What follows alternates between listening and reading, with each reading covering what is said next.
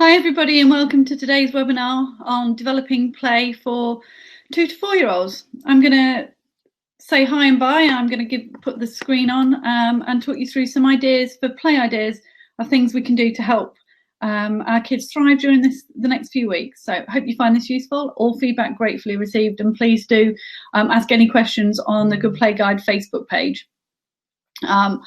So looking at developing play for 2 to 4 year olds. First thing, give kids the chance to choose their activities. Kids spend an awful lot of time doing what they're told to do. And with the extra time we've got now and the freedom that they've got, let them explore, let them choose stuff that they're interested in. If your kid's dinosaur mad, let them count the legs on the dinosaurs, let them line up their dinosaurs and count and put them in size order. That kind of educational activities can be really good if the kids are leading the play. Tip 2, use the opportunity to practice non-academic skills. Kids this age want to feel more grown up, want to feel more independent, and teachers are always telling me how much time they spend doing up zips and shoelaces and taking kids to the toilet. So use this time whilst you've got it to make sure that the kids are developing those independent skills. They will feel really good about themselves if they do it, and the teachers will be grateful. And again, it saves you a bit of time and some battles in the mornings as well. So whether it's getting themselves dressed or tidying their room or even making their bed, taking turns, sharing, all of that stuff, all stuff you can take a bit of time and help kids develop those skills. Find the learning in everyday activities. It's really easy to, in the same way that we hide the veggies in the pasta sauce, really easy to slip learning into what the kids consider to be perfectly fun things to do, whether that's colour matching when they're building with a construction toy, or shape sorting when they're building things, language learning when they're singing songs, all of that kind of stuff. Try and hide that bit of education into the fun play activities.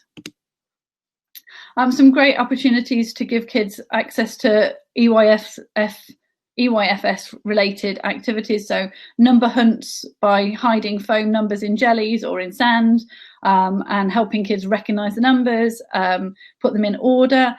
There's a science experiment with a jar of water, some shaving foam and some food colouring to help create the rain effect. Setting those kind of things up, and all of these things are available on the website, on the Good Play Guide website, so do check them out. But they're all linked to the EYFS goals, so you can enjoy doing them, they can have fun, and you know that they are learning the sorts of skills that they would be learning if they were at school.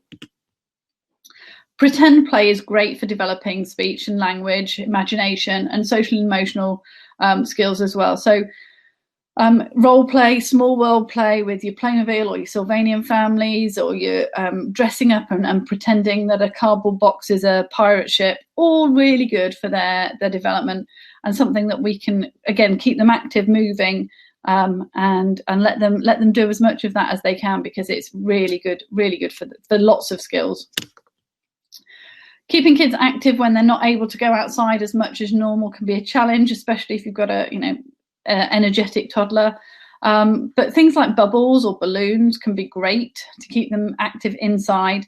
And just because you can't socialize outside and you need to social distance doesn't mean that you can't go for a walk, and just observe that 2-meter space between you and everybody else, and go for a safari walk, or a bug safari, or take photos as you go along, and make them into a collage when you get home.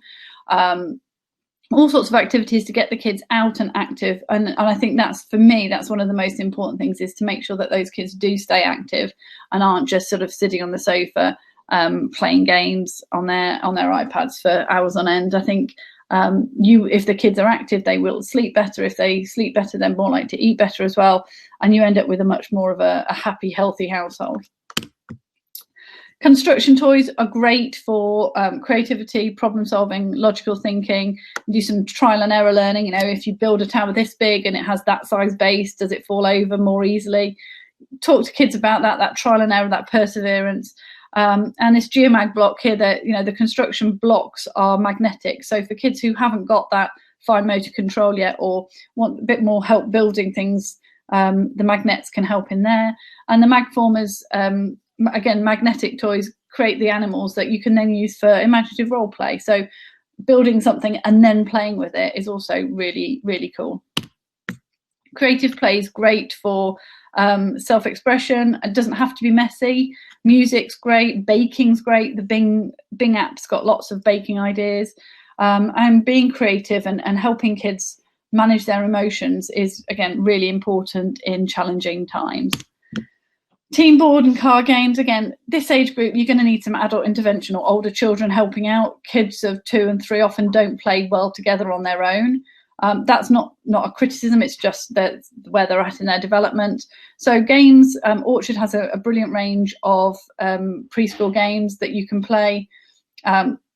There are some apps as well, but getting the family together and playing a game is a really nice thing to do when we have that extra time and we are spending more time together. It creates that opportunity for communication, creating a memory, creating a laugh, and can be a real de-stressor in these tricky times.